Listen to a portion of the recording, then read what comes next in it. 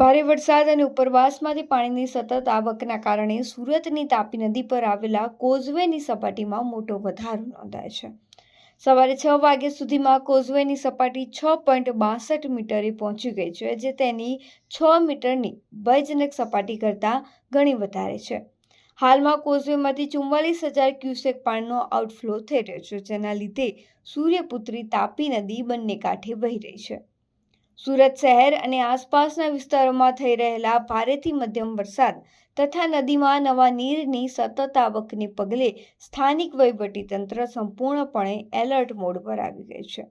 તો બીજી તરફ સુરતમાં ઉધના નવસારી રોડ પર કમિશનરે સ્થળ મુલાકાત લઈ નિરીક્ષણ કર્યું હતું. વારંવાર પાણી ભરાવાને લઈ ઝોનના અધિકારી કર્મચારીઓનો ઉધડો લીધો હતો. કામગીરી સામે પાલિકા તંત્રે અધિકારીઓના ક્લાસ લીધા હતા. તાત્કાલિક ધોરણે પાણી નિકાલની સૂચનાઓ પણ આપી હતી.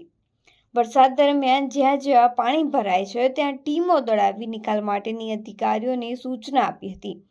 કમિશનરની વહેલી સવારથી જ જુદા જુદા વિસ્તારમાં સ્થળ મુલાકાતને પગલે અધિકારીઓ દોડતા થયા હતા. ઉલ્લેખનીય છે કે ગઈકાલે વડોદરામાં વાતાવરણ પલટાયું હતું.